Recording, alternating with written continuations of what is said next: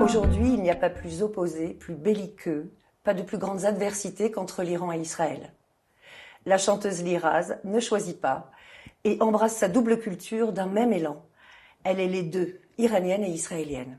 Elle crée des ponts entre son héritage pop traditionnel persan des années 70, où ses parents sont nés, et les rythmes électro-hip-hop israéliens où elle est née. Liraz, shalom. Shalom. Nice to have you for Academ today. Very happy to be here. You are here for in Paris for the Sacred Sound Festival, the first concert of the first edition of this festival, this new festival who mixed mystical and actual music. You're an actress, a singer, and an essential figure in the Israeli scene, a symbol of especially the richness and the cultural diversity of Israel people. In the Teheran series, you play a Mossad agent. Yes. And this character wonder if she is Israeli or Iranian, or maybe both. So who are you, Liraz? Je sais pas. That's the... No, today I can say I know. I'm both.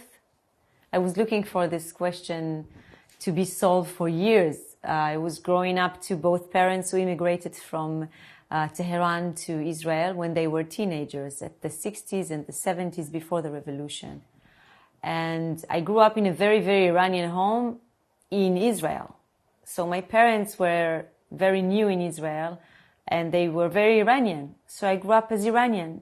So this two extreme cultures made me realize that I'm looking for my heritage at some point. I did not know where to find it, and I was curious to know whether I'm Israeli or Iranian, as you mentioned. But by the time I understood that I'm both, and I shouldn't choose any side, like the TV series. I'm proud to have all my layers inside my music and my career and my creation and my acting life and my private life. I'm both. I'm Israeli, Iranian. Your parents were talking Farsi. Yes. In your childhood. Yeah, my parents still speak to me in Farsi. I answer in Hebrew, which makes me speak Farsi very slow, but I completely understand. It's my first language, I can say. And when I found this hole in my heart getting bigger and bigger, asking who am I, where I came from, I really tried to explore every corner in my own home. Beautiful stories of Iran and my parents' memories that I grew on wasn't enough for me because I wanted to know more. And as I started to find out more and getting more information, like from the television, I understood that the revolution happened, Iran really changed, Iran that my parents really longed to and love is not the same. There is an Ahmadinejad, there is extreme regime, and there are muted women. Yeah. Which took me to the story of my family, the women from my family, and made me understand that I need to know even more. When, you know why they had to leave Iran, your parents, because you say that it's before revolution and they leave it because they were Jew? Yes, my parents was hiding their, the Jewish origins. They changed a lot of schools, neighborhoods. And I think I can say from the eyes of my mother, my mother's family, that the minute my mom was asked to read from the Quran in the morning at school, she started to cry. She ran home crying to her parents, and the manager of the school was telling them that we need to have an appointment. Why does your daughter doesn't know how to read from the Quran? And they admitted that they're Jewish. I think it was the last, thing that really broke them. And my grandmother, which she is a singer, she's the most beautiful singer ever. She had a hair salon, and she got a lot of anti-Semitism vibes and words inside her salon, while their customer doesn't even know that she's Jewish. So it really broke their hearts, and they made Aliyah. They didn't think about anything else, anywhere else than Israel? No, just Israel. They didn't, okay. Just Israel. Because my grandfather was visiting Israel a couple of years before, and he kind of built it to make them coming to Israel with him. You talk about your grandma? Yeah. She was a singer? And she's women? She's still this singer. My grandma, she's the most beautiful woman on earth, in and out, and she has a wonderful voice. And she wished to sing when she was in Iran, and my grandfather didn't allow her, because then and until today, being a musician, a singer, an artist, it's not a good thing. Not for women and not for men as well. Yeah. And he kind of promised her that when we'll go to Israel, you will be a singer. But I saw her trying to take opportunities of singing in weddings, bar mitzvah, and lots of parties. And every time she was on stage with a microphone, I saw him like out of the stage, like asking her to go off stage, and it really broke my heart. So you did a reparation. Yes. I think Iranian women, we have something in our veins that tells us to be good, to obey, to be quiet, to be muted. It's nothing that we talk about, but it is inside us. Here. And especially after the revolution, when Iranian women are not able to do this one pure simple thing, and it is to sing, this fact really broke my heart. And I felt that I need to do something for these ladies. And today I am lucky even to record an albums with Iranian women musicians. Do you teach your children Yes. Farsi? Yes. They speak Farsi? Yes, I have So two you daughters. continued it? Yes, I have two daughters. I have responsibility to bring them Okay. the tradition and you know, all the Iranian vibes, from cooking to listening to records, to make them understand what happened in Iran and the revolution and what's going on today. And of course, 2 weeks ago with the attack, I made them understood that it might be a war with Iran, which is completely crazy after October 7th and for all of us. And they've been touring with me, my girls. So they are on stage while I sing in Farsi. They know to sing very good in Farsi. I wanted to know what Israel bring you. Like, did Israel and Israeli mentality, Israeli education give you the freedom you need to be the Iranian girl? Yes. Like, Yes. did it help? I think the fact that every time I crossed the crossroad from home to school and I kind of switched the identities, every time I did that, I said, okay, I have this opportunity to be both. Like, inside I was quiet and a good girl. Outside I was a wild artist. And it gave me, actually, Israel gave me the platform to be out there. It's not that I'm only Iranian. I'm also Israeli. I have freedom. I can be on stage. Yeah. I can sing. I always say, like, Iran is like my lover. I have longing to the lover that one day I will meet. But I know every beat of his heart, his face, his mimics, his smell. I know how my lover will feel when I meet him, which is Iran. It's like a metaphor. Yes. They mean it. They understand that this is my goal. They get it. You know, when I said woman life freedom, zan zendegi azadi, the minute they get the point that Iranian women are not free, and I myself can be free and sing in Farsi. This mix of cultures and craziness is touching them. Also, the Iranian audience who listening to my music, that what really opened me the opportunity to ask Iranian musicians to work with me. How did you realize these things? Because you did a first album in Hebrew. 2 albums in Hebrew. Two albums in Hebrew. Then then you decide to work with Iranian musicians. Yes, it was a long like process. A secret. It was a long process. I was in the movies, and I went to Los Angeles. I found that I have a lot of family in Los Angeles, and there are literally million Iranian popularity in Los Angeles. I call it Teheran. Teheran. And I got into, streets of Iranian foods, books, poetry, and music shops. So I started to collect vinyls of the psychedelic 70s music. So Gugush and... Gugush, Ramesh, Korosh Yaghmehi, all of them really touched my heart. And I started to dig in this music. I got affected by it. It was like a miracle to me. Suddenly I heard something that I've never heard, because my parents... Didn't listen to that? No. I thought that they it was left at home. Iran. So they left... And they had to build it again. Yes. With new... Yes. And I brought these records, and I said, okay, I want to switch my career. I want to sing in Farsi. My team looked at me like I was cuckoo. And then I released the first album.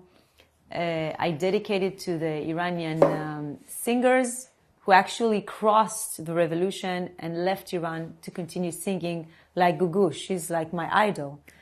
The minute it happened, some DJ who lived between Teheran and Berlin got my music to Iran. It got really, really good there. And I got lots of videos of women dancing in an underground parties, taking their veils off, wearing their Versace and Dolce Gabbana and dancing to my music. I was shocked. Then they started to follow me and mention me in lots of posts in Instagram. It was dangerous for them. It was very dangerous. And then I started to have this affair with them. Okay. Especially with musicians. And I asked them when I recorded my second Iranian album if they want to collaborate with me. Some of them says yes, no, yes and no, and ran away, came back. It was a roller coaster, it was like... Passional yes, they changed their profile names, they disappeared, they got back with other names. The material went through the net. It was an online record, and we had physically, literally a studio in Iran called Pop Studio, which is all my idols' recording studios like Gugush. And we have a studio recording in Tel Aviv, and we sent the file to each other. We had Zan album, which means woman in Farsi. Mm-hmm. And after a couple of years, I was even much more rude to ask them to meet me physically and to record an album with me and my Israeli band. And they said yes. It sounds very easy, but it was like it doesn't sound very easy. Secret. Over than a year. A team in Turkey who actually was a production company who helped me to bring them from Tehran to Istanbul. It was in an underground recording studio in Istanbul. We recorded for 10 days. It was like magic. Was the first time you met them? It was the first time I met them, and it was the most crazy, stupid, beautiful, frightening thing I ever done. But I'm very proud we did it, because these ladies who arrived from Tehran with their instruments, they don't have any stage to play on. Yes. They cannot show their face and their talent and their beauty. And suddenly it was like we forgot about this war between Iran and Israel. And we had so much love between us in the studio. It was mesmerizing. Suddenly we understood that there is no world. We are the world. Yes. And we can build by our music, via our music, this bridge to make people understand that we are important to each other. And we literally love each other. And we're doing the right thing. But when they were on stage with me, it was in Copenhagen, it was in Denmark. Yeah. They were wearing the veil. They stayed anonymous. We keep them very, very safe.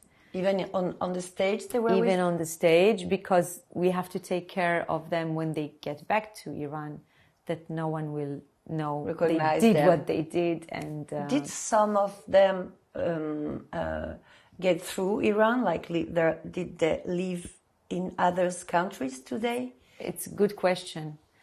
Because we actually gave them the opportunity to have an artist visa. Now when they say, oh, we played in this and that festival, they said you can move here to Europe for a while. I cannot say where. Okay. And they moved, and two of them have a career now in Europe. Great. And they had the opportunity to start over their life. In your video clip, Zan, the women are in yellow, gray, red, blue, but they get the hijab. Yeah. So I ask myself, what about the choice you did to put them in? They weren't dressed as usual for us. Yeah. You chose this. So why? Why did you choose this figure of the woman that you defend, that you work for freedom for them? And first of all, I think it is beautiful. It is. It's really beautiful. When as you did it. When a woman wants to wear it, like really wants to wear it, and doesn't forced to wear it, it's a beautiful thing. Like, it's a beautiful thing because women are beautiful. But the beginning of the music video, I chose to take it off. And I chose it to be colorful. I don't want to defend women who wears the hijab because it is their lives. I respect it. I respect even the fact, they are obeying, to wear it because this is their lives. I cannot judge them. Yes.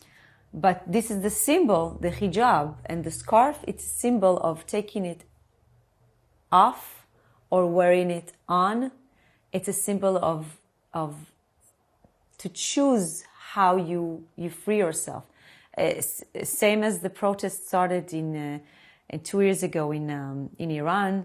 They cut their hairs, they shaved their hairs, even men. They burn the scarves. Yeah. I mean, the scarf and the hair and to cover in it, it's the symbol of femininity and to be feminist. Yes. And from one end, it's beautiful. I respect it. From the other, you're not have to be forced to wear it. For you to be Jewish it's tough. I will not lie. It's tough, especially during these days.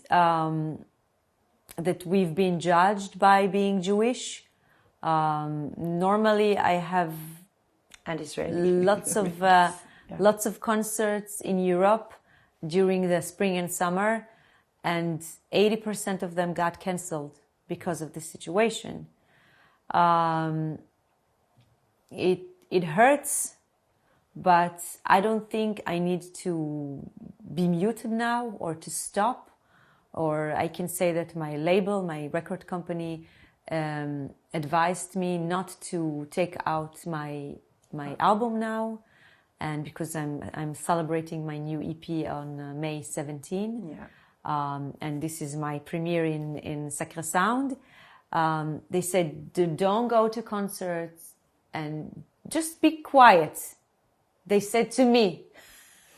Which I speak about, raising heads up and being in freedom and being feminist. I will not shut up because Israel is in war. The opposite. I need to be out, glowing, telling my story. It's tough. It's really tough to make everything happen. In many ways, the circumstances are challenging. Yeah. I'm honest. Like being able to go and to hear to read emails from festivals telling, oh, we don't have security for so many people. Maybe you should not come. It's a bad thing. But I think we have to continue doing what we're doing. I think so. That's why you are here. Yes. And thank you for inviting me. Pour le Sacré Sound Festival, on a tenu à ce que je le dis en français pour que les gens comprennent. Oui. On a tenu à ce que, et tu comprends aussi, on a tenu à ce que tu sois là. On a eu aussi des demandes pour annuler et on a refusé. On a tenu à ce que tu sois là et que cette scène soit partagée avec une artiste iranienne qui fera la première partie. Et on est très heureuse que de ça, de ce qui se passe quand tu es là et quand on raconte autre chose que ce qui se passe politiquement, etc. C'est le moment d'ouvrir sa bouche et de dire on existe. Merci Liraz. Merci à vous. Merci beaucoup. Merci d'être venue à Academ. Merci.